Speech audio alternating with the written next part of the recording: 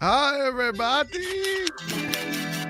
Will glass coffins become trendy? Remains to be seen. This is Sexy Dad Jokes.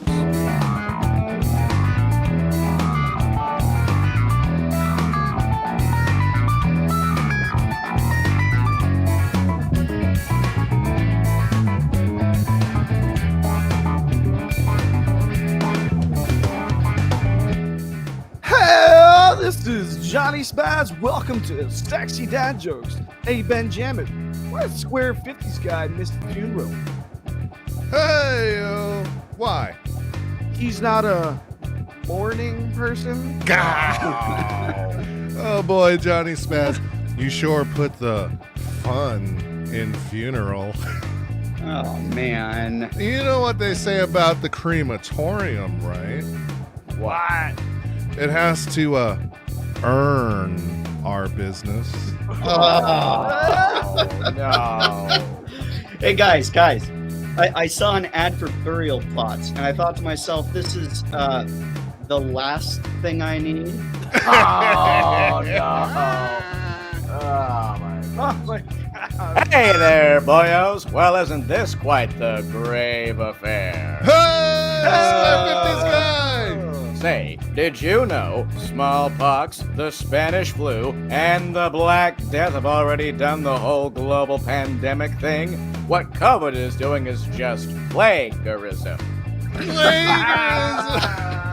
Hey, oh, Richard, you're gonna be the death of me.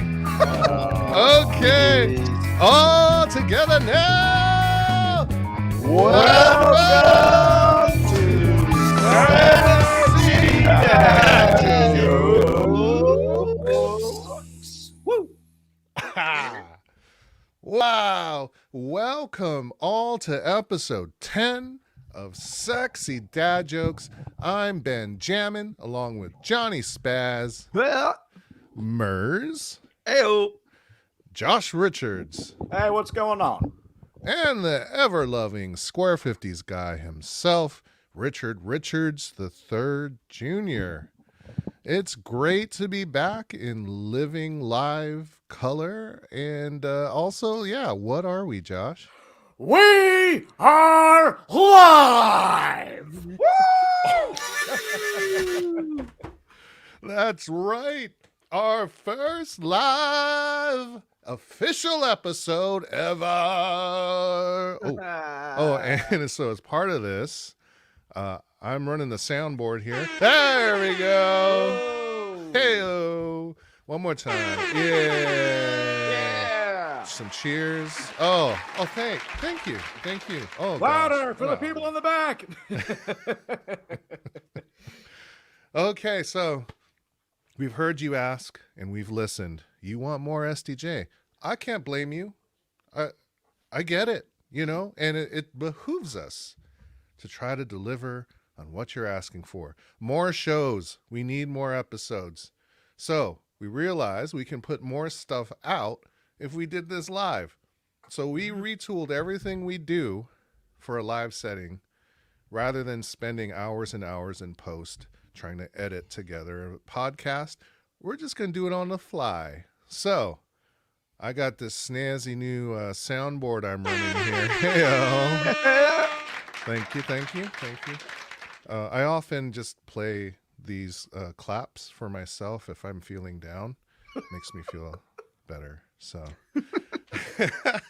and here we are. And of course, since we're live now, this also means there's no way we can stop Johnny from saying anything in his dark, twisted mind.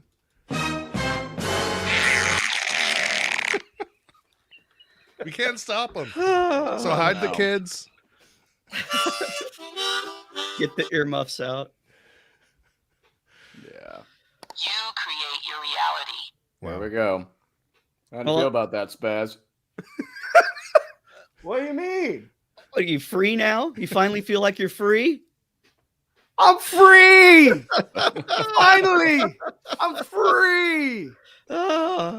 And we do want to encourage you to engage with us no matter what platform you're on. I can see Matt from Tech Mess is out there in the Twitch land.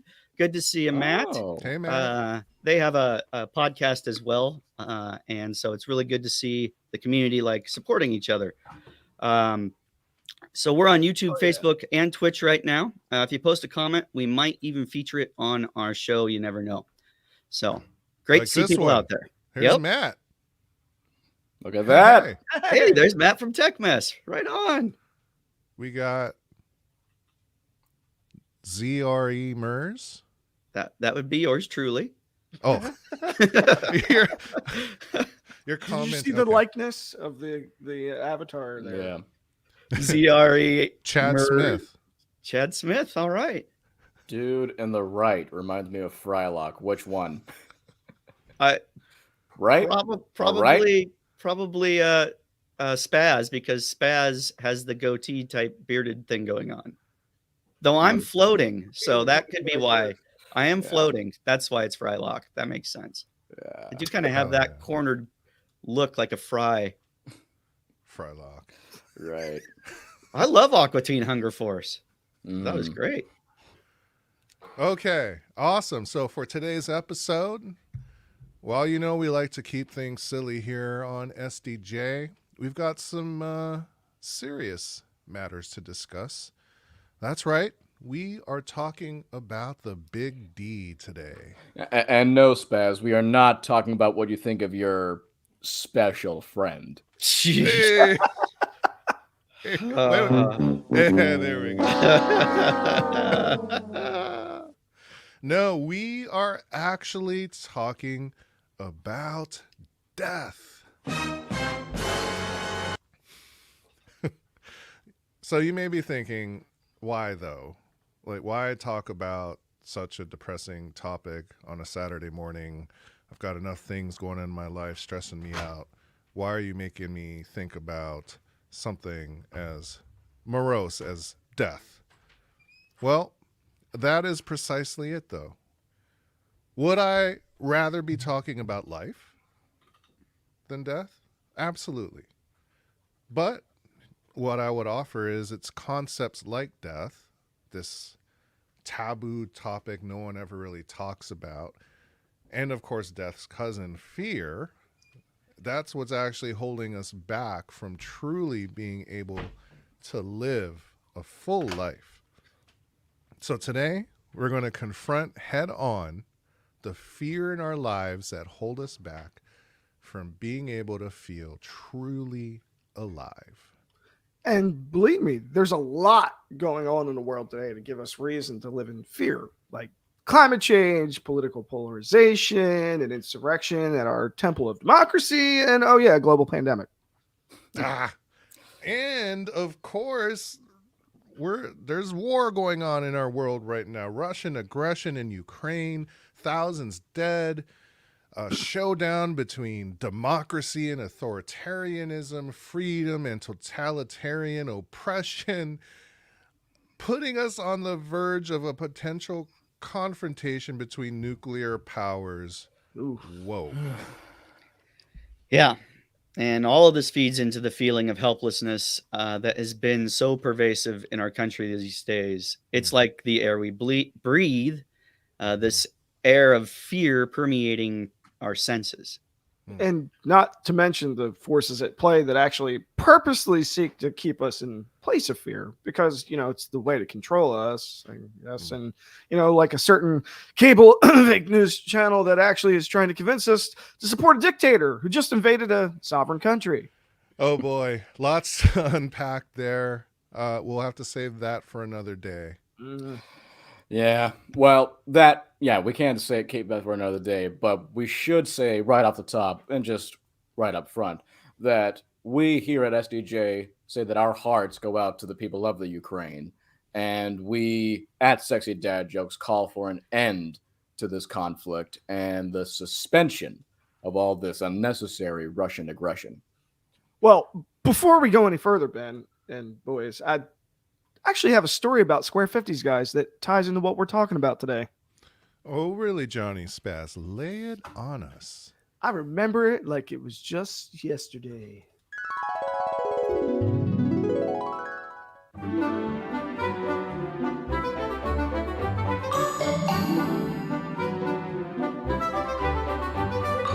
Man, what a gorgeous day for a walk. Sun's out, guns out. Oh, what's that over there?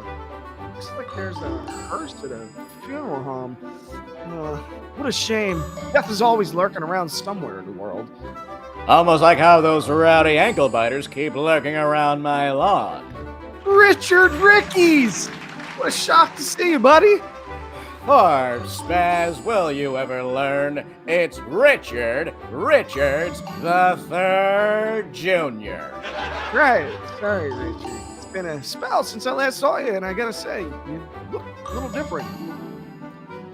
Well, I did get my weekly haircut recently. Gotta make sure my manly locks are not long and not luscious either. It's not that. You're wearing all black today. What gives, Richard? Going to that funeral over there? No, Spaz. Today is my anniversary. Your anniversary? With your wife? Oh, heavens, no. That's not for another month. I think. No, Spaz. Today is the anniversary of that dreaded accident that put me under. Accident? Yes, Do tell. Spaz. That dreaded incident that sent me to a prolonged nap that finally ended 2 years ago. Jeez, Richard, what happened? Well, you see, back in my day, I had some issue with the milkman deliveries not getting to my house.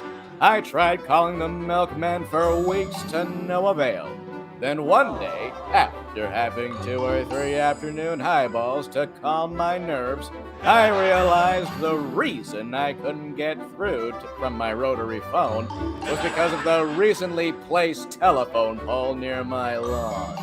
So, what did you do? Well, Spaz, I did what any honest-to-God American would do. I got in my car, ran headfirst into that polarizing troublemaker. After running into it at 70 miles an hour, the pole fell on top of my car. Damn, Richard! Got crushed by a telephone pole? Or so, I think it was a premeditated crushing. I know that pole methodically landed on the driver's part of the car. Just like the Red Menace, that pole had it out for me. Well, geez, what happened afterwards? Well, first I tried rubbing some tobacco on it, but that wasn't doing the trick this time. The ambulance came quickly and dragged me from the wreck. They did what they could to keep me going. I told them to do whatever it took to help me live forever. So they put me into an experimental cryogenic stasis pod, and I was in there for 65 years. Cryogenic stasis? Wait, you were an icicle? That explains so much. I always wondered why it seemed like you were straight from the 1950s, as you really are. I have to admit, Spaz, and I hope nobody else is hearing this, but it was the scariest thing I ever experienced in my life. How do you mean? Well, you see, when the doctors were operating on me after the crash, I felt myself levitating in the emergency room, and I can see myself being worked on by the surgeons. Then, before I knew it, I was in this dark tunnel with a far distant light in front of me. Before I could reach it, the doctors woke me up just enough to put me in the cryopod. When I was frozen, I felt like I was back in the tunnel, but this time with no light to reach. It was almost like I was sleeping. It was peaceful, quiet, nay, I say tranquil, and golly, I sure hated the living hell out of it. Hated it? Oh, I sure did. I felt like I was out in the fields, with no shotguns to protect myself, and literal ankle-biting kids were coming my way to trample on my lawn. Not being able to be in control of my own body, not having this sense of self-defense, and being completely vulnerable was the worst feeling I ever felt. Wow, Richard, kind of sounds like you had a NDE. An ND. What? A near-death experience. You know, these things are told by people all the time, and what they describe kind of fits exactly what you just said. though they usually report feeling elation or euphoria, not disgust and hate. Well, it was from that moment on, after I woke up from the tube, that I swore I'd never let myself be vulnerable again. Ever again? Precisely, my boy. That's why I make sure every day I have my smooth, mild Chesterfield cigarettes and a few afternoon highballs and make time to answer any and all problems with a homemade knuckle sandwich. So, in order to no longer feel vulnerable, you get into fights that could end you up in a hospital? Well, golly, Daddy-O, it's not like they would be impossible fights. And you don't want to be vulnerable, yet you consume the same things that caused you a near-death experience in the first place. But my highballs told me it was the stupid pole. Richard, it sounds like in your attempts to not be vulnerable, you are damaging yourself in the process. Sounds like your NDE led you to making self-destructive choices. Well, you see, I wouldn't say they were destructive. Sounds like you're lying to yourself, Richard. That's a lie. I never lie. The only lying I do is on my bed. Richard, you'll be lying in your grave soon if you keep this up, buddy. In your campaign to no longer feel vulnerable, you're denying yourself the opportunity to grow and learn from your experience. Do these outlandish things to prove a point, but to who? Even now, I was offering a fresh perspective, and you were tongue-tied and you fought me. How can you prove anything to anyone if you can't prove anything to yourself? Well, what would you suggest, Clarence Darrow? Wait, who? It's Spaz. Why not do what you just did a little bit ago and just talk to people? There's a lot to unpack with what you've gone through, buddy. And you need to be with people who can hear you out and help lift you up from the muck in your mind. People care about you, Richard. I care about you. We all want to see you get better, and maybe someday you can make others feel better too. You may be right, Spaz. Spoken like a true American diplomat. You're not such a kick in the teeth after all. So you know what? Since you gave me such wonderful insight, I think maybe I should start a group that can support people in learning to fight those negative thoughts the right way. Oh, like a support group. Now you're cooking with gas, Richard. I like the cut of your chips, Spaz. Well, good luck on your venture, Ricky. Ah! Yeah. Oh boy.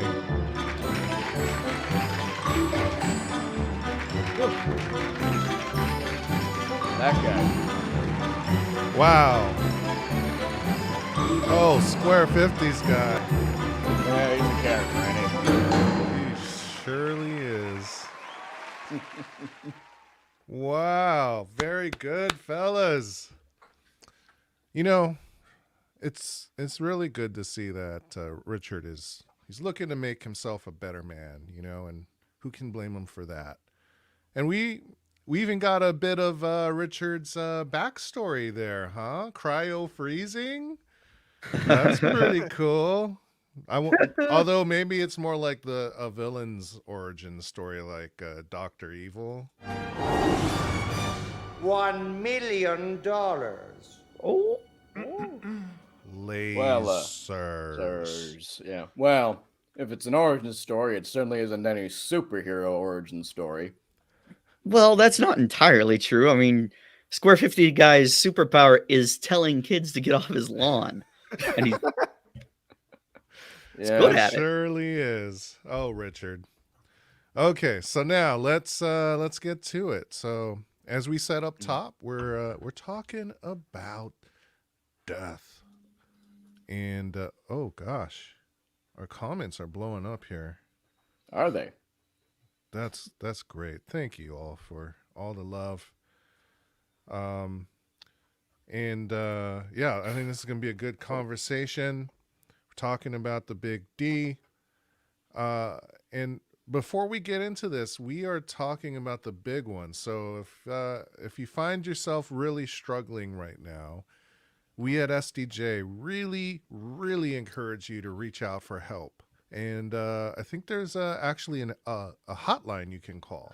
Yeah, that's right, Ben. It's the National Suicide Prevention Lifeline. It is a 24-hour hotline in multiple languages for those who might need someone to talk to. And the number is 800-273-8255. And that's, once again, 800-273-8255. Yeah, they're actually going to launch with its own 3-digit number, like 911 for mental health, which is really awesome. Starting in July, anyone who needs help will actually be able to call 988. Oh, how cool is that? So in July, if you need help, you just, instead of 911, 988. Okay, I can get with that. Okay, so we as a society, we gotta let go of this stigma that we attach to mental health. Life is frickin' life is frickin' Frickin'. hard. Okay, it's frickin' hard. And we've talked about toxic masculinity dictating to us that, oh, we can never show a sign of weakness. But what we've unpacked on this show is that true strength is having the courage to allow yourself to be vulnerable. That actually is an act of bravery. True strength isn't about rugged individualism. Pull yourself up by the bootstraps. I'm the strong and silent type, cowboy going it alone. All while your inner cowboy being is screaming for help. Don't suffocate that valuable, precious inner being. Listen to him. Acknowledge what you're feeling, because we are feeling creatures. Doesn't matter what gender you are. And if you need help, we are hardwired to be social creatures, and we can seek comfort in each other. So if you're listening to us talk about a heavy topic today, realize you need help, find the courage within. And Josh, what was that number again? It's the National Suicide Prevention Lifeline, and it is 800-273-8255. So you might be asking yourself, dear sexy dadders, how in the world did you come up with this topic today? And I want to share a little bit about how we got here. It sort of began, I've been on my own journey. I lost family at a young age, lost my brother when I was in 8th grade, lost my father after I graduated high school. And then our dear kitty, my son Jack, his kitty Smokey, passed this fall. I've talked about Smokey on the show before, and she's just has been an amazing presence in my life. And like your pets, they really become a big part of your life. And so that was something that we had to mourn, and it got me continuing to think about this journey of ours. And there's a lot of fear that's attached to it.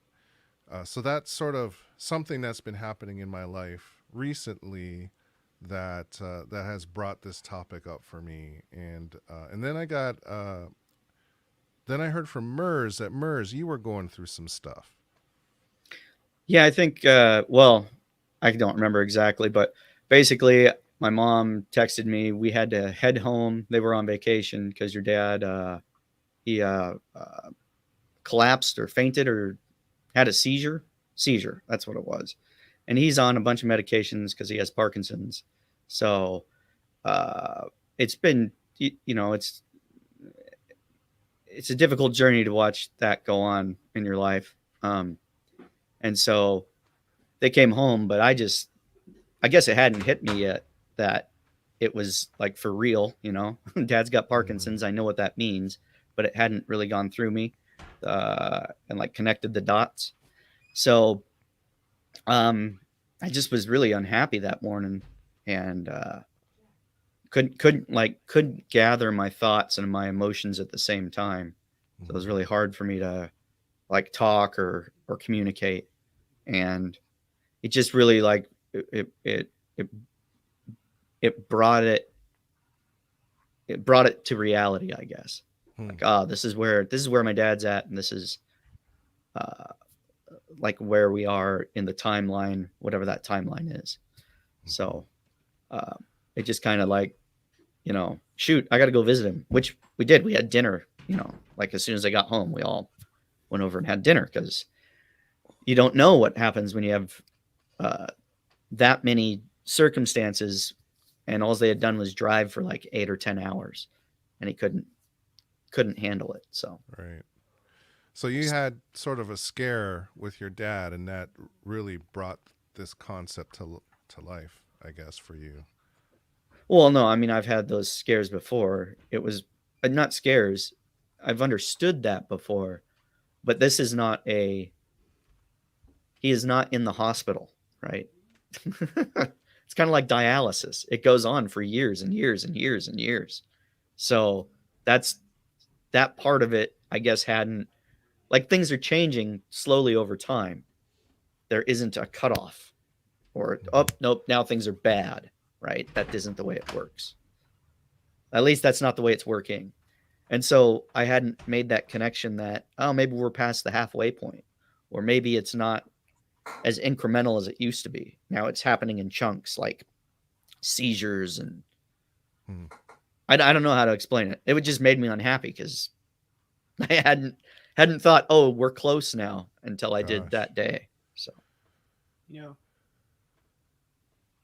it was the limited amount of time that was left, and there is something to be said about quality over quantity. I mean, Yeah, for sure.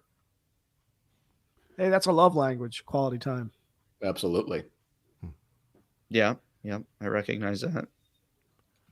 Yeah, and Johnny, you've sort of experienced something recently as well. Yes, unfortunately, my partner, if you will, her father passed, and it was unexpected for the time frame that was. Like, people thought that, it wasn't going to happen when it did. Although I think everyone expects it to happen inevitably, but it was just kind of like, oh, we're just going to go to the hospital for a quick, we're going to get this one thing sorted, and then that was that. So yeah, boy. it was a, for somebody that's close with their father, and that whole experience, it was a different thing for me, because from many of you know that for me, I don't have that kind of a attachment to my father. So something that might actually come off as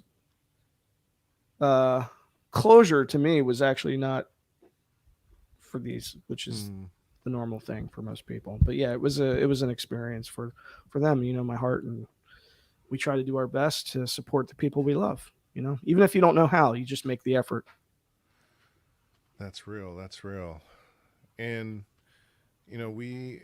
we've talked about how we live in this world, it feels like a constant state of fear, right? And this has been part of my journey, is this idea of trying to spend the life that we have truly living it. And when you spend your moments, because our present, our right now, is the only thing we truly have. And if we spend our right now thinking about the problems of the past, or thinking about what's stressing me out in the future, oh, I got a meeting coming up that I'm stressed out about, I'm spending my present giving away my life force to those things that stress me out. And so it's like this realization, and this again, and I'll get into this a little bit more about my own journey, but this realization that how we spend our present matters. the thoughts that we have. I always thought, oh, my thoughts are invisible. They don't matter, but they do matter. They are everything, because our thoughts dictate our feelings. Our feelings dictate what actually manifests for us. And that learning that was profound for me. And so if you're able to channel your thoughts towards positive things, towards just living your fullest life, towards gratitude, then good things will come. But it's not even doing it for the good things that will come. It's doing it for the ability to live in the moment and enjoy the journey, enjoy the ride. It is, I mean, it's a cliche. It's not about the destination, it's about the journey, but it's actually true. And that is important because a big piece of the fear that is always looming over us is the fear of death. And if we can come to terms with that, if we can find peace in that, then there's nothing holding us back. Nothing holding us back from living the fullest, happiest, most enjoyable life as you can. And that is freedom to me. So, woo. All right. I was going to say something I learned in therapy. It was happiness is a choice. And I told my therapist, I looked him straight in the eyes. I was like, no, you. Okay. I said, no, I don't believe it. Yeah. I don't like it. But it was right. And it's kind of that being in the moment thing. Like, you're going to choose to be happy. You're going to choose to let those things control you. Or you're going to choose to not let it affect you. So somewhere in between. Oh, here's a great comment from Chad. Yeah. If you don't like the world, change the way you think of the world. You're speaking true words, my friends. Oh, love it. Thank you, Chad. Josh, what do you think about all this? Well, obviously, death is always a ever-present character in everyone's individual stories and in our collective stories. For myself, I'll just share a little bit since we're having sort of a sharing circle time, if you will. I've had a few numerous deaths happen in my own life and run-ins with death in my own case once in a while. And the issue I've had with more so dealing with the deaths I've had much like you, Ben, I've had numerous pets pass away within the last 5, 6, 7 years. 2020, I had a death happen in the beginning of the year, and then I had a death of a family member happen in the end of the year. So that was 2020 for you. And I also had more death happening around with family members passing, dogs being put down, various other things.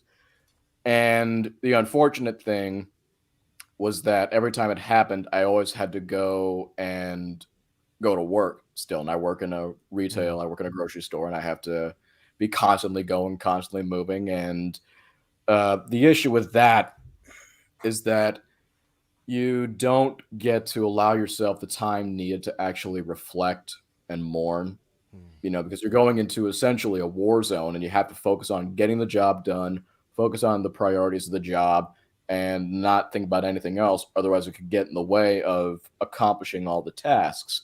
And the toxic thing about that is that, and this happened, like, say, when one of the last dogs I had when I was a child was put down back in August, and I was here in my apartment with my girlfriend when it happened, and then I had to go to work after that. I never really got a moment to just reflect and think about how much I loved that dog and how much, where I've had this dog basically her whole life, and she was a part of my life for like 15, 16 years. And now she's gone, but I didn't get to think about that because I had to go to work and deal with, the masses, if you will, in that corporate world. And so I didn't really get a chance to reflect until I got home. And then when I finally was able to have a moment just with my girlfriend to talk about it, that's when I broke down. And while it was, a good moment to think and reflect about those we lost, it was very unhealthy to try and suppress that sadness and that pain by replacing it with, say, anger, aggression, being that machine, right? because then you're not allowing yourself to really be yourself in the best ways. And going to just death itself and the fear of it, and I don't want to take up too much airtime, but when it comes down to death, it is something to be aware of, but it shouldn't be something that's going to hold you back from taking necessary risks in life. Now, obviously, you shouldn't be doing the dumb TikTok challenges like setting yourself on fire, eating Tide Pods, slipping on banana peels, and all that stuff. Look at you, Spaz, Mr. Banana Pants. But you could still take risk and not always be constantly living in that fear, right? Because there's any one enemy that everyone, be them good or bad, has. There's always that one common enemy, and that is fear, no matter how that fear presents itself. And so as long as you take the time to really think about the situation, whatever it may be it big or small, and look at the why you're scared of something and see whether or not it's a necessary fear, a safety precaution or not, and then learn to live a better life in that way, we all can become far better individuals than say we were before. I have speaking of fear, I have an irrational fear of over-designed buildings. Oh, It's do a- you? Yeah, it's a complex.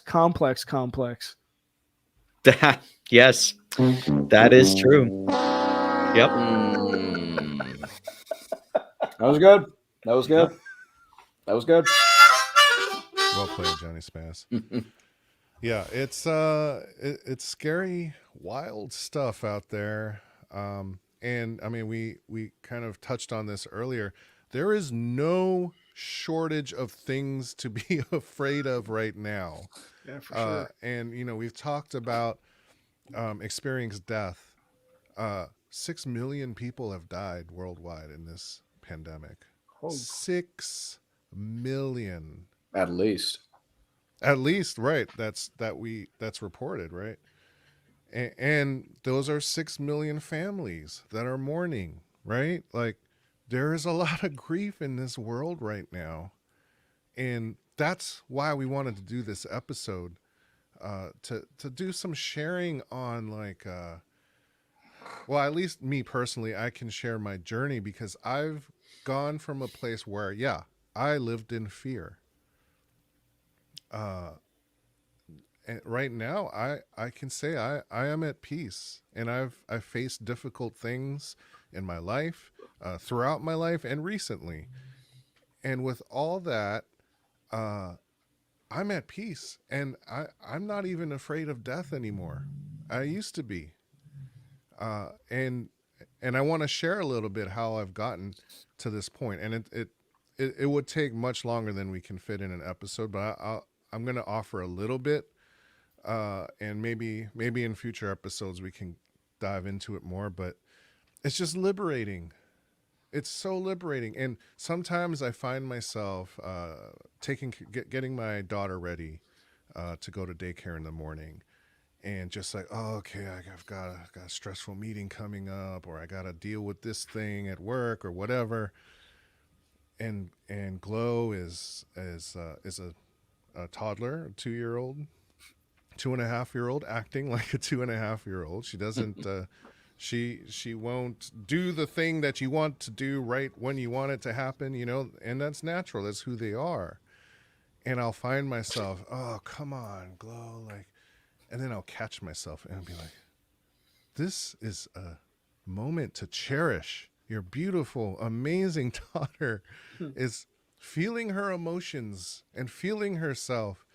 And it's like, and this moment is fleeting, and I'm going to look back on this missing this. And so you realize that in your head, and I'll catch myself and I'll change my attitude. The attitude of gratitude, right?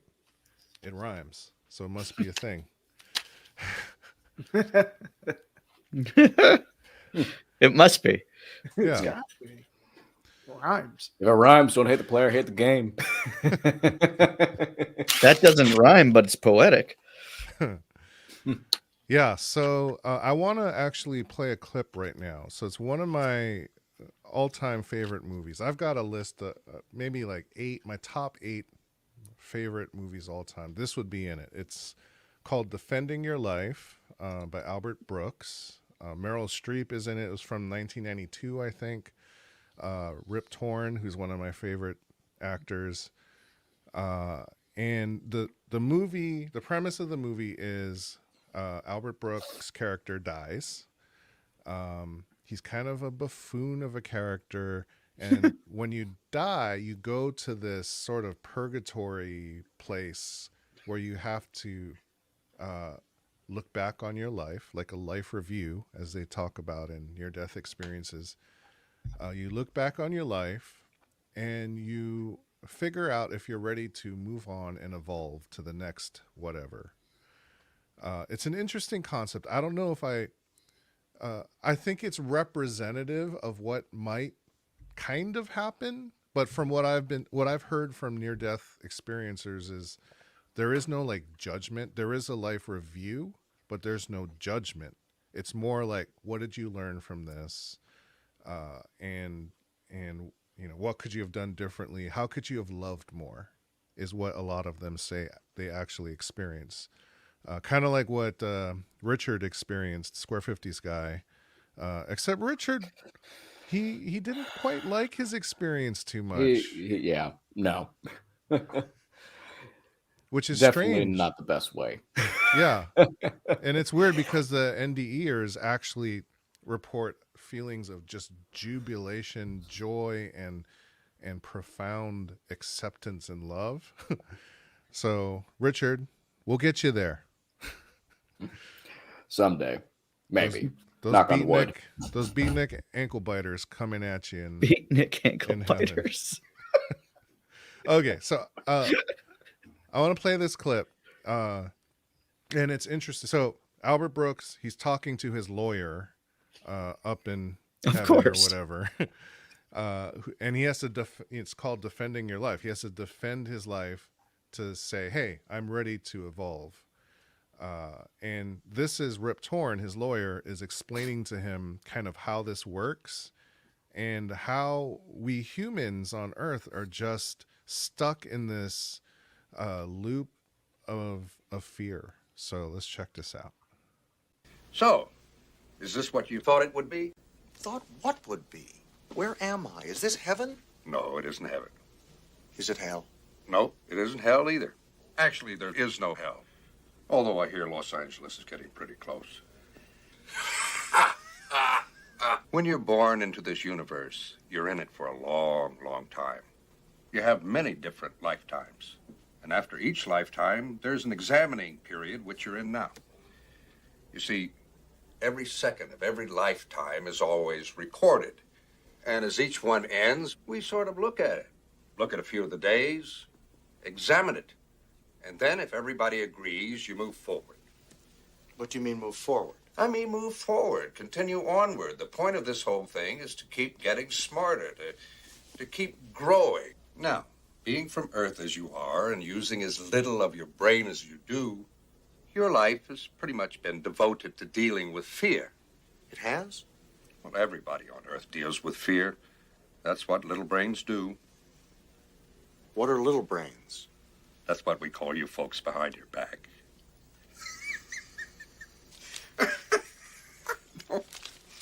Forgive me. Who are you? Well, I'm just like you. I was on Earth a long time ago. But I advanced. I moved forward. I got over my fears, and I got smarter. Did you have friends whose stomachs hurt? Every one of them. It's fear. Fear is like a giant fog. It sits on your brain and blocks everything. Real feelings, true happiness, real joy. They can't get through that fog. But you lift it, and buddy, you're in for the ride of your life. Fear is like a giant fog, obscuring everything. What do y'all think of that? It's very relevant to what we've been talking about when it comes to fear and living life and looking back on every single second of your life and cherishing it and moving forward. That definitely is something I think we've talked about numerous times on this show ever since its inception. I hope when I die, I don't end up in some corporate office. Right. Right. At least it had windows and it wasn't just a cubicle. Yeah, still though. But you're still in a corporate office. Yeah. I think the concept there is that like that setting was sort of presenting something that the newly deceased person can understand. Well, Right. and the Understand. processing, right? Yes. The processing aspect of you are just a number piece of paper going over this person's desk, and that's what you are. And look how many more there are behind you and how many went ahead of you. I think I could process a picnic basket on a blanket under a tree on a nice field somewhere on a hill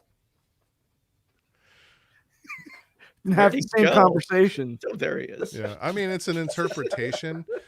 And I'm just saying. Yeah, I get it. I'm just, joking off. yeah. Choking off. But what about the premise about how fear rules our lives? It's true, though. Like, it is what we spend a lot of time worrying about. Right. I And mean, the that kicker. Go ahead, Mike. that really motivates us to do stuff. Fear does. It's one of those emotions that, and there was a time when it was much more necessary because it might be a saber-toothed tiger or something chasing you. Fight or flight. Yeah, you might Fight or need flight. that fight, flight, or freeze. There's actually 3 of them, so because some people just freeze. So and it's beneficial because you're no longer a threat and you don't even look like food anymore if you freeze. So there's 3 options there, and when we were afraid, we would do one of those 3, and if it's a saber-toothed tiger, you need to do that. Like, you have to.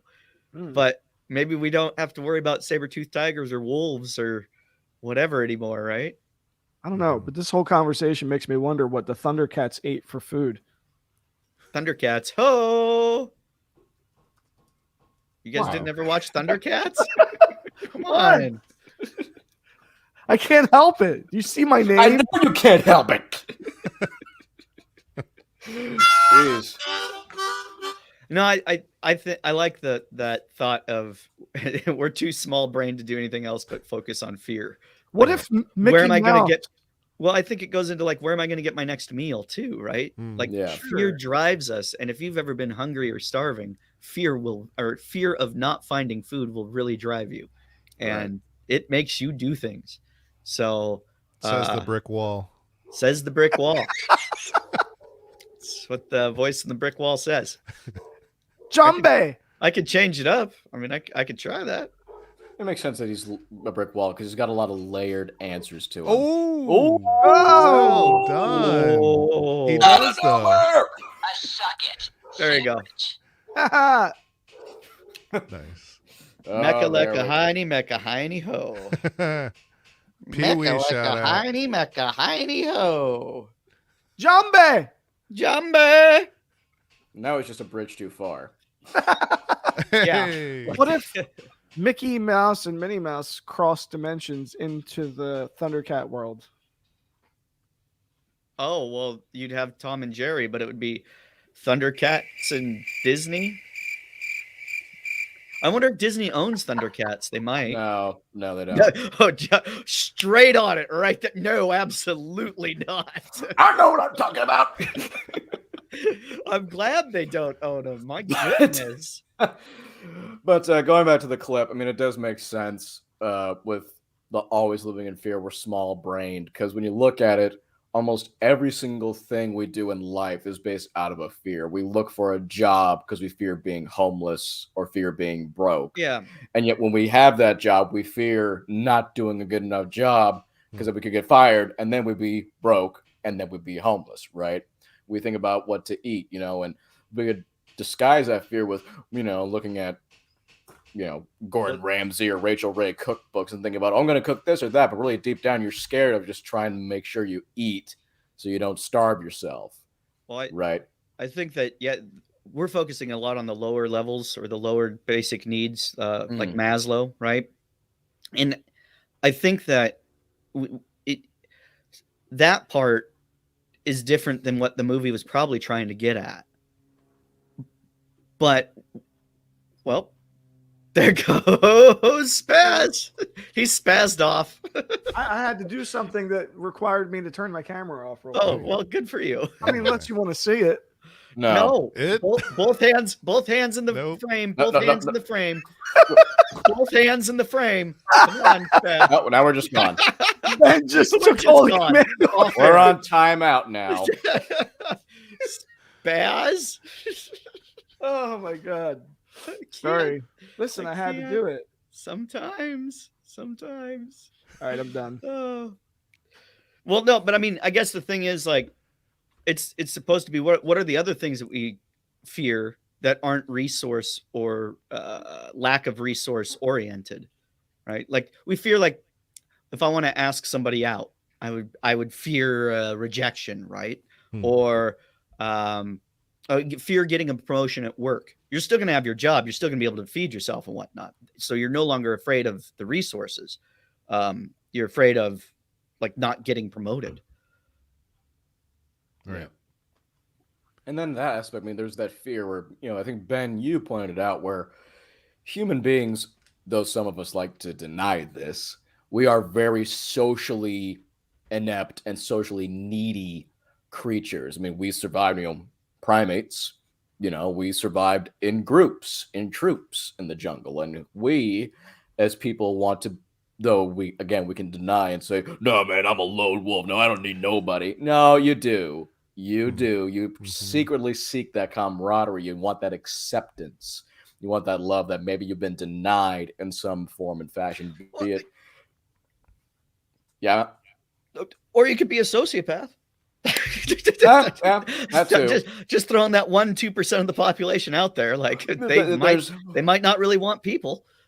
Yeah. I don't know if that's sociopathic, true. but something like that. I'll settle for a Zoom call with friends. Yeah, I'll take that. Yeah, I mean, I think that social connection does alleviate a lot of the fears. And that's why concepts like therapy, and it's why we call up our buddies. It's why we have a podcast here, checking in with each other, helping each other out. This isn't business for us.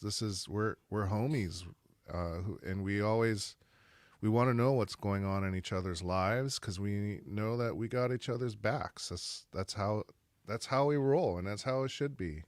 Mm-hmm. And that. Go ahead. Yeah, we're creating a community. That's what we're doing. Yeah. And it's great.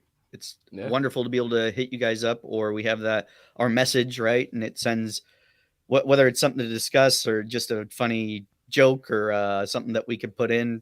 It's wonderful to have you guys to be part of that community and then expand that community as we grow. It's a great way of having that sense of inclusion, belonging, having that sense of community. When you look at it, we've always to think about, especially when looking at, say, space, the universe. We always ask ourselves, are we alone in the universe, in this cosmos with all these unknown factors? It's all scary, these unknowns of whether or not we are alone and what's truly out there. And so we seek that comfort in finding that community, that kinship, that sense of being with people, so we never truly feel alone when we never truly know if we are alone out there in the cosmos to begin with. Yeah, I love that. And if you remember seeing the countdown video at the top of the show, I put in a bunch of images of space, and I do that because I for one am fascinated by the cosmos, the vastness of the universe, which is vast beyond our comprehension. But when you're thinking about that vastness, it expands your horizons. It expands your thinking, because sometimes, we've got two eyes and we have tunnel vision and we just see what's in front of us, and we miss this beautiful world that we live in. This very thin layer of atmosphere that keeps us alive as we hurtle through space, going thousands of miles an hour in orbit in the emptiness of space. Missing asteroids and meteors dodging and comets and meteors. Yeah. and forget that we're in space. Alien civilizations that would wipe us off the face of the universe. Yep. We haven't. It's- I mean, I agree with you there. Like, you think about how expansive that is, how huge and massive. Just it's awesome. Like all of those words that we have for it, and to me, I go, well, then anything is possible. Exactly. Anything must be possible. It's too big to not have it be possible. Well, and speaking off of that too, is that we look at, we always talk about, we have all these shows like Cosmos and everything that talk about space and all the possibilities. We can have, Leonard Nimoy and Neil deGrasse Tyson coming in and talking about all the huge possibilities out there. What's also interesting is that there's also almost an infinite unknown possibilities in the mind as well. When looking at, say, we mentioned NDEs, there's things like psychedelics and, dreams and visions that just can't easily be explained. And we can talk about how our brain functions. Oh, we need to behave this way because that's an animal nature. We want to do this and breed. But then how do you explain, yes, we're all four of us Homo sapiens, at least as far as I know. Spaz is questionable. We're all debatable. But at the same time, though, we're all human in that way. But how are we all so unique in personality? How do you explain that on the scientific level? Where is that uniqueness of interests and hopes, dreams, ambitions, desires? How are all those things, scientifically quantified? It's not. There's all these potential mind things that are just like the universe, unknown and vast in scope. I think one of the things that I like to think about, that's a weird way to say that, is what is that specialness? And I think the specialness is like we can create our future. So when I say that, I don't mean like we create our future and then it becomes real like magic, but in our mind we can go, you know what? I want to go to Mars. And if I'm creating that future in my mind, thinking about that goal and planning for it, that's what kind of makes us special and different. And that ability is what makes us unique and individual, right? Even twins that come back together after 20 years of living in completely different families and being adopted. We've all heard these stories and whatnot. And they come back and they're two different people or whatever, right? But they still have this in common or something. And these are, I think that ability to plan our future and then put into progress the necessary steps and changes that you have to do and make is what gives us that uniqueness that's separate from one another. And at the same time, go ahead, Matt. Go ahead. Or is that just what the simulation wants you to think? Well, even if it's a simulation, we are still good simulation. We are still separate entities in that regard. Listen, I'm not sure any of you exist outside of my life. Well, this is my dream, and I don't know why you guys are still in it. Like, no, I don't know. I'm pretty sure I should be off on Mars or something. That's where why am I? Oh yes. Okay. All right. Play him off the stage. Play him off the stage. No more talking. No. It's a dream. That was the dream. Oh, it's the dream. That's my dream. Yeah. But then at the same time, as you pointed out, Mers, that we are so unique and we think about our dreams and how we can get to those dreams.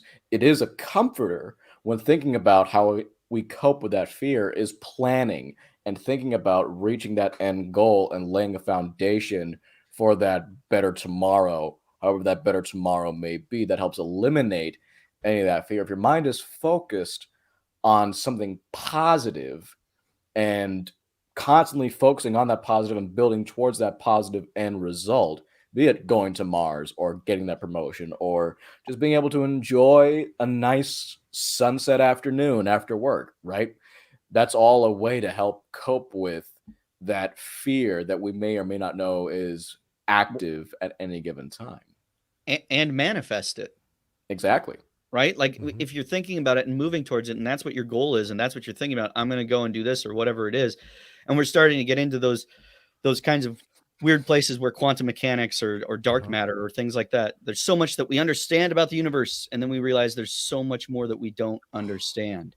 And you start getting into that. I mean, we said that the simulation, right? But if we start thinking about like those different things, string theory and multiple dimensions and stuff like that, then we're really beginning to get into how does that change? Like when you have a half-life, so you have a half-life of, I don't care, whatever material, and you've got 2 pieces left, and it's going to half-life to 1 piece, and now it's down to 1 piece. What happens to that 1 piece? Does it stay or does it go? And my kind of understanding is when there's scientists, quote unquote, voting on this, whichever way the scientists believe and they vote will be what happens to that last particle. Oh, the double slit experiment. There, yes, I think that is what it is. Yeah, this concept that light can either be a wave or a particle simultaneously, and it will take one form or the other depending on whether we are observing it, which is trippy. So that means that consciousness, our observing light, will change its form from a particle to a wave. That's nuts. That's crazy, doesn't it? That sounds kind of like a magic. No, but the double split I mean, wave is a function rather than a particle, I believe. So it's kind of like it's like it has to do with superposition. I'm not a scientist. I just know that experiment. I just know that superposition is not just directly linked to us observing it. It's only when you observe it. So, or something like that. But anyway. Yeah, what happens if just a robot observes it? Like leave it to me to take the fucking wind out of the sails. Oops, sorry, I said a bad word. Well, okay, I'm pretty sure everybody knows that this is an 18 plus podcast. 18 you know what? Plus, you know what this moment calls for? Audiences only. Oh goodness! Now we've gotten into it. Well, I don't know. Thinking about that kind of stuff is, I don't know. My mind goes there all the time. Just like something will happen, and I just start thinking about, well, how crazy are all these things that I don't really understand. Yeah, that's the key, Mers, because what fascinates me more than anything else is the edge of human knowledge. it's what we don't understand that fascinates me. Things like dark matter and dark energy. This universe, the math works out. This universe, there's about 95% of the mass of the entire universe that we have no freaking idea what it is. Yeah. And we know it's there. Yeah, dark matter. We know it's there. It affects things, but what is it? And when you account for it, you can very precisely calculate the movements of planets, of galaxies, stars. And so we know something's going on, and we have to account for it. Freaking idea what it is. Like, I know what it is. So what is it? Your gas. Yeah, that's what it is. Dark matter is just Johnny's flatulence. That's it. There you go. Oh, that would only explain it like up from like the 1980s on. Yeah. So that's fascinating to me. Quantum mechanics, which we understand kind of what it does, and we built computers, we built our cell phones, our satellites, all operate with quantum mechanics, but we don't understand why, like what's going on there. And all kinds of weird stuff happens at the quantum level. Do you know much about the quantum tunneling? It's like we're so close to being able to make transporters, like legit we're that close to like, oh no, we can just transport it anywhere we want.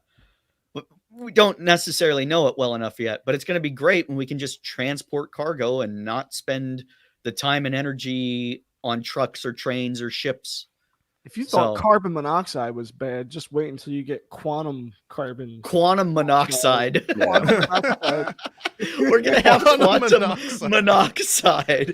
It's the new threat. Quantum warming. It's something else for you to live in fear about. Don't worry. We're going to have transporters soon, so we won't emit so many And yet there'll still be gallons of quantum. There'll still be $4.57 a gallon. Oh no! By that point in time, it'll be like 8 something a gallon. Oh yeah, we'll figure out a way No. to monetize this. Double stuff, right? digits. It'll Do be we get to $16. choose where the portal opens up at? It'll Oh, be don't. $16 a liter. That's what it's going to be, because we Oh, won't be boy. on gallons anymore. They're going to measure it in liters. In quanti. And then there's string theory, multiple dimensions. Again, the math works out that there should be something like 9 dimensions or 12 dimensions, depending on how you count it. What is And that? each one of those has 12. And each one of those has Ugh. 12. And each one of those has 12. Right, and we live Multiverse. in a 3-dimensional world. And 4 sometimes they dimensions. merge if you- together. They They merge together. merge together. No, that.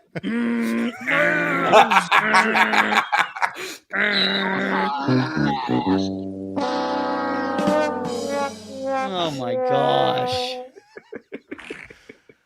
But Oh, goodness. Good luck so with we've that. got these. We live in a 3-dimensional world. 4 if you include time. And there are supposedly 12. What are those? What's going on there? Like, we have no idea. I'd And like to that's think- exciting to me. That tells me there's more to it, right? And all of these things, these are things I've been thinking about deeply in my own journey. And every one of these things is, to me, is like evidence that there is more to life, more to our existence than this life. Here's another one: psychedelics. Okay, that's What? topic What are those? What's that? the What are you guys talking about? What are those? What's a psych? it's- Is this like somebody that tells you the future? Or is psychedelic the past? that's No, a psychedelics psychic. is Woodstock. Oh, that's what psychedelics are. That's yeah, funny. man. Yeah, like magic mushrooms, DMT are a couple popular forms. Product placement, love it. But psychedelics, very in vogue topic. There's a lot of talk about decriminalizing it. It's actually a class 1 felony, federal felony. Yeah. Well, they're doing research on it too. They're doing research now. Oddly enough, so for dementia and Parkinson's, I believe both of those are getting some research done using, I think, mushrooms, Mhm. but it might be Psilocybin LSD. mushrooms, yeah. Yeah, but I think it's psilocybin mushrooms. And it seems to be tricky to recreating pathways, which is the good and the bad about psychedelics. So it's recreating pathways in people's heads that allow them to access the memories that they were no longer able to access for whatever reason. Mm-hmm. Yeah, and I so think it's neat. they're it's doing great. studies on it now. I had cancer, almost 10 years ago. I'm good, survived it, went through chemo, did the whole thing. But in that experience, I got to learn more about what some of this stuff. And one of the studies they did was of terminally ill cancer patients, people who knew they were about to die from their cancer, gave them these doses of psilocybin, came out of it, 80% of them, 80, no longer feared death. Yeah. Like, what? What? Yeah, it's What is pretty- that? What's pretty going crazy. on there? I would How say you don't don't good fear drugs. death. Yeah, good drugs change their mind. Those are some pretty darn Even good drugs. things like lifelong smokers quit smoking. Yeah, like that one's the scary. experience was so profound to them. Yeah. And Josh, you were talking about the universe is in our minds, and the traveling you can do. That is fascinating to me. Also, near-death experiences, and I could go on for days about. Some things I do for fun when I'm bored. I'll go on YouTube and find near-death experience videos. It's just so interesting to me. So you live vicariously about nearly dying? Because that just seems weird. Well, it's interesting. Everyone starts off with their story of how they died, right? And that's interesting. I actually don't really enjoy listening to that part. Yeah. What's interesting is what happens during the experience. And there are there are so many commonalities in their stories. And I've also one of the premier researchers is Dr. Raymond Moody. He's written books about it. I've read Life After Life, which is an amazing book. And really, like, it tells all these stories of people who die. They realize that they're floating and they can see their body. They can hear what the doctors are saying. When they come back to life, they'll tell the doctors who thought they were dead. They can tell them what the doctors were saying and trying to do. The doctor's like, what? They can go into other rooms and see what's going on in those rooms, and then they're able to report that, and it's confirmed after the fact. Then they talk about being in a tunnel, seeing this light. The light is just profound peace and love. They say there's no time. It's timeless. And that they go through a life review, some of them. What's where- timeless like? What's timeless like? I don't know. How do you know that We'll you're find not out. experiencing time if That's the thing about all of the NDE type stuff Mhm. is If how you're- do you come back and explain That's that to what they people? say. They cannot. There are no words to explain the. It's like there's experience. no time. So then we all hear there's no time and we go, how can that be? But the problem is that what they're saying is it's like there's no time, or there's just no time. I don't know how to explain it. Is the best way that they can explain what they experienced was there's no time, which is really Sure. weird if you haven't experienced there not being time. Exactly. You know what's Wouldn't that be a also lower- weird? Oh, Yeah. Go ahead. Sorry, go ahead. I was gonna say, you know what's also kind of weird? I mean, we're talking about all these like NDEs and the psychedelics and all this research into the mind, and it's all great science and advancements in sciences of the mind and into the soul and all that. And yet, the damnedest thing to me, and pardon my language, the damnedest thing to me is we can do all this research about all these people, and yet, how do I have this feeling that Richard is never going to want to subscribe to any of that science? Oh, Richard. Science. Richard, Ricky Rickards. Yeah, I mean, Spaz, you told the whole story about how he dealt with the NDEs and everything, and then Ben's talking about all the sciences that Moody did and so on and so forth. And I'm thinking, man, that's all great, and yet I know a certain buck from the 1950s who will never, and I mean ever, want to subscribe to any of that. He'll Right. just think it's all BS. Well, I don't know about BS. I'm one of those people that remains unconvinced of any of it. So, because I don't think anybody knows. I think it's a mystery, and it'll always be a mystery until you're there. So everything else up to that point is speculation, which I think it's fun to dream. So, I think that's a fair statement. We don't know. I mean, I don't and know. What I just- I'm presenting to you is sort of what I have observed that gives me reason to think there's more to it. Yeah. And with these NDEs, like when you watch the videos, they're not reading from a script. You can tell that they're talking from memory, and maybe they hallucinated it, right?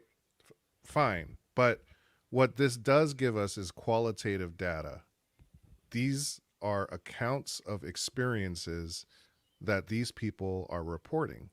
And when you look at them together, there are a lot of consistencies and similarities. And that, again, that's a mystery to me, and it fascinates me. That's And interesting. that tells me, that gives me more evidence that there's more to it. Because you're right, Spaz. We don't know. Well, we I have think no idea. I think that's evidence that it's more part of the human condition rather than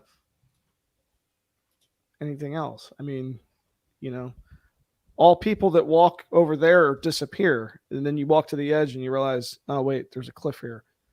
Okay. So Just So- look at the horizon, Johnny. Don't look down. Just look at the horizon. I'm just making a point. I'm not trying to again be that person to take the wind out of the sails. I'm a skeptical person. I see things and I look at them.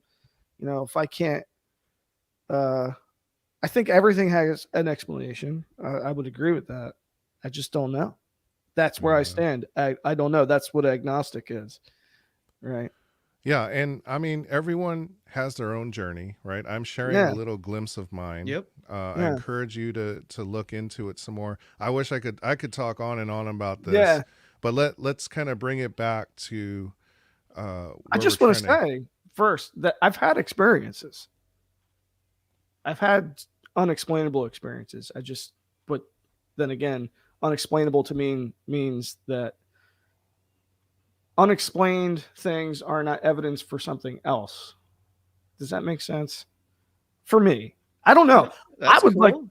I would like to think that when I die, I become like the strongest, most invincible person in the Star Wars universe, and then when I'm done with that, I can move on to something else like Thundercats. Oh, I like that. Yeah, I want to go to the Star Wars universe first, and then Thundercats or Aqua Teen Hunger Force would be just fine. Hey, I already got the shape down.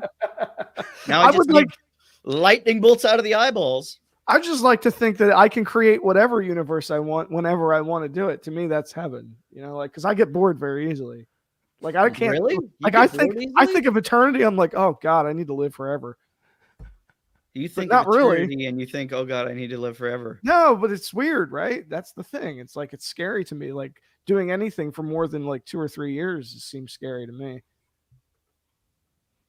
Okay, so we only got him for about a year and a half, and then he's off sexy dad jokes. So that's what we've got left with Spaz. Whether that's good or bad, I don't like that there's a time frame now that we're gonna not have Johnny.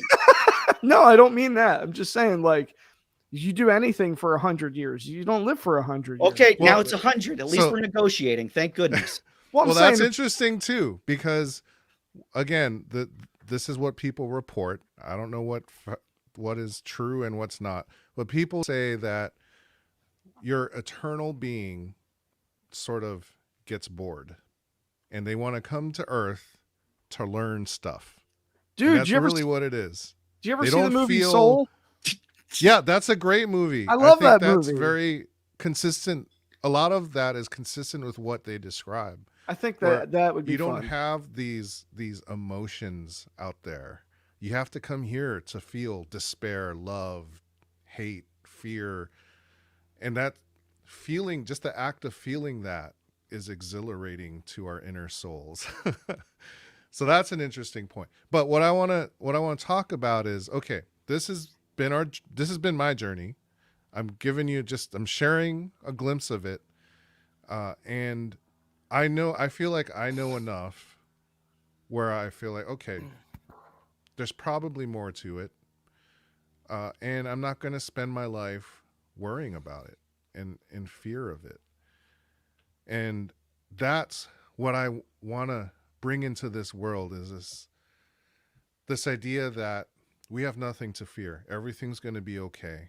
Don't take it so seriously and live your life and be grateful for it. And it's precious, and enjoy every second, and don't spend your now worried about stuff you don't need to worry about. This is a gift, and if you're not living your life as a gift, you're wasting that gift. We don't have to be so afraid. And I go back to Square 50's guy. Like, how did we see Richard cope with his fears? What was Johnny Spaz suggesting to him? Stop drinking, stop smoking. Or start. I mean, well, whatever. I don't think that Give you're your I time. don't think you did though, Spaz. You were That's calling him not- out on a lot of stuff. Yeah, it kind of was. I guess I'm a hypocrite. Jeez. Don't do that, Richard. Well, what was I gotta Richard go doing? off camera real quick. I'll be right back. Yeah, He was smoking, he's drinking. getting into fights. Well, he's Getting trying into to prove fights. that he's not afraid. That's what he's doing, Yeah, right? Like, look how manly I am. Look how unafraid I am. and yet he Look was at all this stuff that I do. to destroying prove how himself strong I am. internally in the process. Yet Right. he didn't realize it. No, he realizes it. That's what makes him tough and not afraid. Yet he fears death somehow. So What He's a happened? very complex creature. He's to say the least. He's like a building. a complex of a complex. He's a com. It's a complex. Yeah, complex. it's complex. The third complex.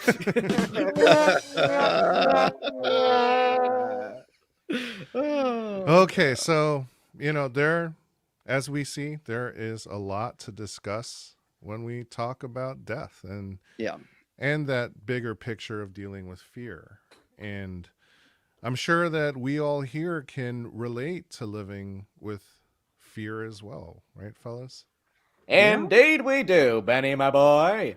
Hey, Square 50s guy. Say, fellas, hearing you guys talk about fear had me thinking of a story to tell you all. In fact, it fits rather well like a glove into your super serious conversation. Oh, really, Square 50s guy? Well, let's hear this little story of yours. Well, you see, while beginning to start up my self-help group, I had a very famous, and dare I say batty individual who decided he needed a little help, and I was happy to lend a hand.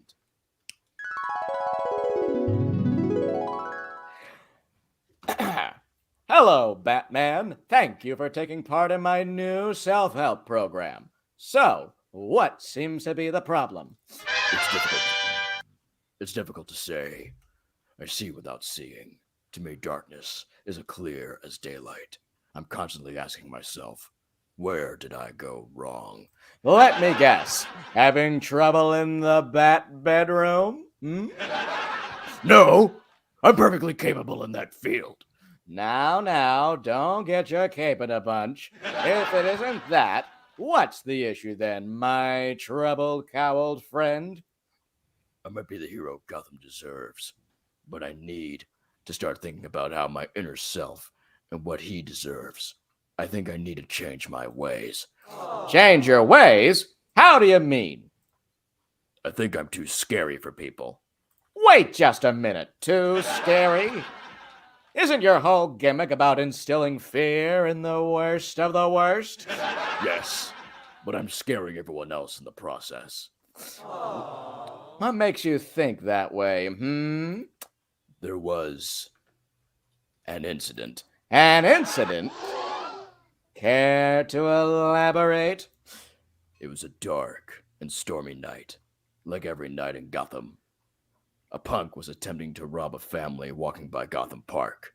There was a mother, a father, and a little boy. I see. And I take it you gave that punk what for? More than that, I slowly appeared from the shadows, and when the criminal turned and pointed his gun at me, I beat the hell out of him. I broke his nose and his arms. I left him in a pool of his own blood. The city already had one gunman hurt a boy and his family once. I won't let that happen again. Holy aggravated assault, Batman. Sounds like just another bat day at the office for you. What makes this so different? It was what happened after the beatdown. After I radioed the GCPD to pick up the punk, I looked at the family. They were scared. I thought at first they were dealing with the trauma of having a gun pointed at them. But when I saw the little boy look at my fists and hide behind his father, I knew. I was the thing they feared, not the scumbag on the ground. In that moment, I realized something needed to change. Well, that was quite the grim tale. Though knowing you, that's the only tale you seem to tell. That's why I want to change. I still want to inspire fear in criminals, but I want people to feel safe around me. I think there is something else at play here, Bats. How do you mean? Before we go any further, would you mind looking at a few Rorschach paintings for me? I don't see the point in this, but fine. All right, then. What do you see in this first image? A bat. Okay. What do you see in this image? A whole swarm of bats. Right. Now, what do you see in this one? Come on now. Come on. Look at me. You're in a safe space here. I see a boy, a bat, in a dark alley, alone, afraid, lost in pain. I see me. Interesting. Just what I predicted. I know what's ailing you, Batman. What do you mean? I think, deep down, you're afraid. I'm not afraid of anything. Are you sure about that? You got awful quiet with that last painting. And this incident with that family really rang your bell in the belfry. You're crazy. Oh, don't give me the royal shafter, Batman. I think you are treating your fear of pain and loss the wrong way. Instead of using that fear to learn, grow, and present yourself in a more peaceful way, you use anger and violence to silence that fear. No, I don't. Let me say a word, and you tell me what comes to mind. Martha. Why did you say that name? Tell me, why did you say it? You see what I mean? You drown yourself in a pool of rage when thinking about the loss you've had. And you're so scared of pain that you use dark methods to quell your madness. Then what would you suggest, Sigmund Freud? It's easy. Take those pains as a lesson. Learn from them. Your parents taught you a great deal of how to be a better man. Learn from them. Share those lessons with others. Treat every citizen as family. Present yourself in a way that helps them see that you carry yourself as a good man because you believe that you are a good man in yourself. Sure, words won't always stop a violent criminal, but you can use that control of emotion to subdue rather than brutalize. No, you're right. I think this calls for going back to the ways of old. By old, I mean the 60s. You're right, Square 50's guy. I think that life is too short to live brutally and fast and dangerous. Now is a time of change, positive change, starting with how I present myself, and later sharing words of bat wisdom with the good people of Gotham City. Sounds like quite the plan. What will you do now? I think I will start a positive podcast, a bat podcast. I guess, Rick Ollie. Every Tom, Dick, and Spaz seems to be starting up one of those these days. And I think I need to change my wardrobe. Black is the past. Blue and gray is the future for me. I should dust off the old bat gadgets for good use and change vehicles too. I think using a good old-fashioned American Ford convertible will help. Let me make a quick call on the bat phone. Robin, it's Batman. I think it's time to get the old green tights out of the closet, old chum. This city needs a new, family-friendly, dynamic duo to help bring mankind to a better tomorrow. See you soon, friend. Good there. Now you're cooking with gas, Betsy. You're not such a party pooper after all. It's all thanks to you, Square 50's guy. You're the real hero of this story. Thank you for bringing me into the light.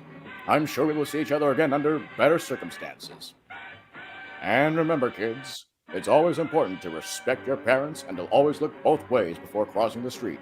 That's today's wisdom from me, the Batman. Until next time. Good luck out there, man of bats.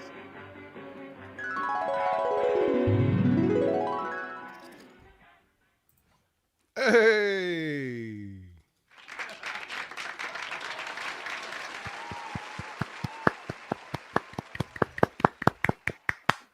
Wow. Square 50s guy really gave some much needed help there to the old bat there. And it's you know what? It's nice to see Richard actually doing some good for some people out there. You've come a long way, Richard. You might say that when it came to being responsible, he really stepped up to bat. Ah, ah,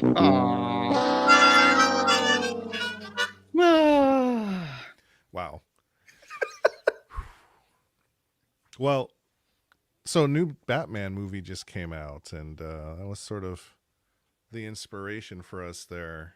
And Josh, you went and saw it, and it kind of spoke to you in relation to this topic. Yeah, there's literally a scene. I won't go into spoilers, but Bruce Wayne is talking to somebody.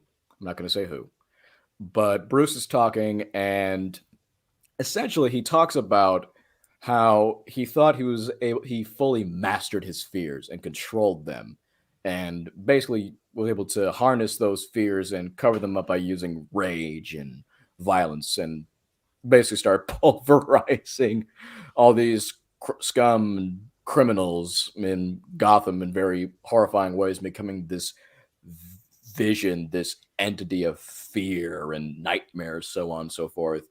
But then when Bruce Wayne has a vulnerable moment, he realizes that he's always been scared, and he has a moment of clarity where I believe the line he says is that I thought I was able to I mastered my fears, but it turns out I'm still scared of one thing, losing someone I care about.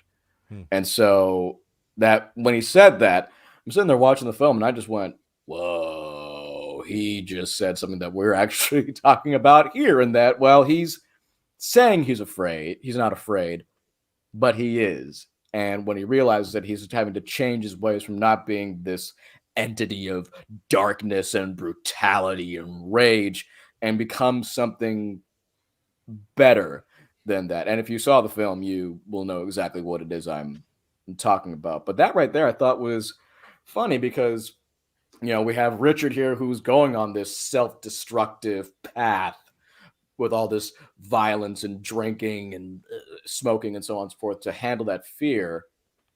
But then really he's actually still somewhat scared and he's not doing things properly. And here we have probably one of the greatest superheroes of pop culture nowadays, basically going through the exact same thing. And so I thought it was rather interesting that we have Batman, Square 50s guy, and normal people in general all sort of going through the same sort of personal transformation, if you will. Some are more successful than others. Richard. Oh, that's interesting. So here's a question for you all. Now, fear serves a function for us, right? If there is a leopard stalking us, we probably should be nervous about that situation. But we're not always being hunted by a wild animal.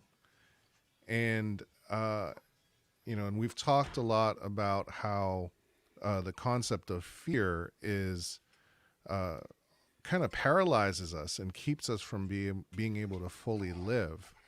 And so here's a question. If you were able to remove that unneeded fear in your lives, what would you do instead? What would you do differently? For instance, now that I've been able to remove a lot of fear in my life, and I certainly have my moments. It's a constant journey. But since I was able to do that, I've been able to start. I'm now a vigilante crime fighter in hitting the streets at night. I sneak out of the house and fight crime, and it's because I don't have that fear anymore. Well, unpack that a little bit. Well, explain to us what your costume looks like. I mean, Glad. I have. Do you have a cape? A ninja mask. Okay. I don't want to give away too much because it's going to blow my cover. But yeah, ninja mask and no cape. Okay, so no cape and ninja boots. mask. Boots? Yeah. You got boots. Boots. Do you wear tights? Don't tell us the colors. That's okay. But do you wear tights? There are so many superheroes around here that have given up their fear that I think that you are pretty safe in telling us whether or not you wear tights. Mostly just for my own guilty pleasure of thinking of you in tights. Oh my. But you see what I'm saying. So what is it in your lives that you think you would do differently if you were able to remove the veil of fear from your life? or have done differently or whatever? I don't know. I mean, you should just make decisions and then do them. I have a question. What do you call the fear of being alone with Santa? I don't know what. Claustrophobic. Santa claustrophobic. Oh my God. Santa claustrophobia.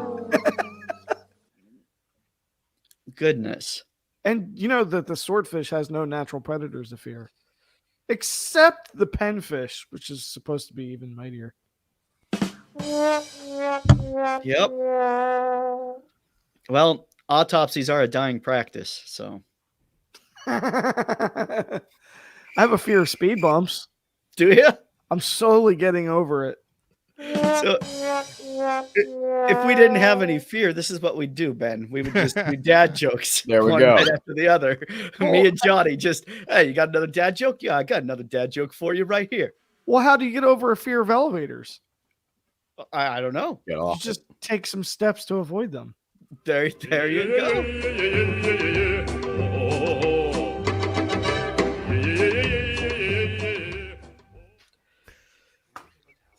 Corpses aren't very funny. They're dead serious. Oh boy. Oh my goodness. Okay, well, think about that question, and I think it's time for us to wrap up here.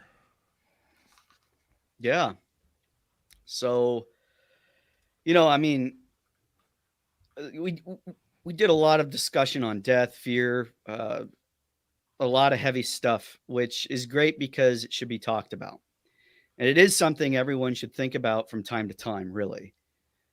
But since we were just talking about death, I would like to share a saying that I think will help calm people's nerves about this matter.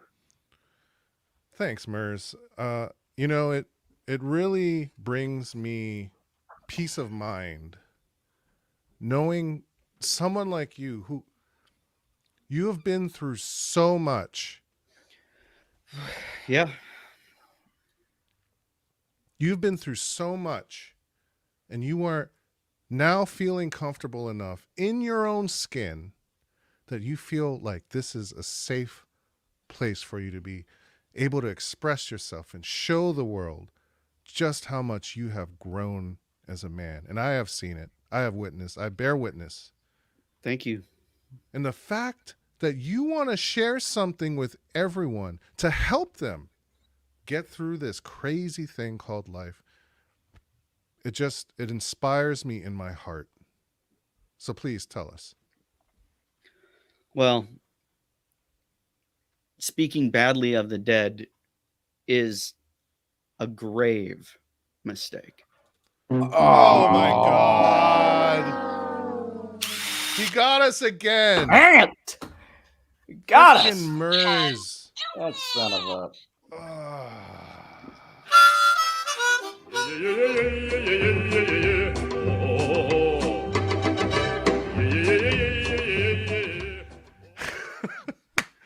Gosh, dang it, Merzel. Dang it! You Got us again. Uh, Well, I wonder how the old Square 50s guys self-help group is doing. I'm glad you asked, Benny, my boy. Seeing as how I was able to help a crime-fighting vigilante with his issues, and with the advancement of technology, I'm deciding to open up a Discord server that will help anyone with their problems the right way. I call it Richard's Knuckle Sandwich Soup Sub Shop. Oh, Richard. When will you ever learn? Oh, boy. Any final words here, fellas? Oh, goodness. Yeah, success consists of going from failure to failure without loss of enthusiasm. And that's Winston Churchill. Wow. The only thing that flat earthers fear is fear itself. Oh my Oh, goodness. my Spirit self. That's bad. Oh That's boy. bad, man. Well, thank you all for listening. Thank you, Johnny Spaz, Mers, Josh, Square 50s guy. It's been incredible. Our first ever episode live stream. This has been episode 10, Death, Taxes, and Manliness. And we'll try to do this more often for y'all. Catch us on all the platforms. This episode will be up on Spotify before long. Please spread the word. Follow us on the socials. Subscribe to our newsletter. We're giving away free stickers. So sexydadjokes.com/join. And if you're one of the first 100 people who signs up, Mers will personally mail you a free SDJ sticker. Yes. Good deal, huh? All right, get on it.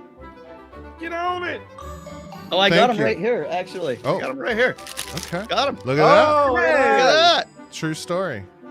Thank you all for listening, and we will see you next time. Woo!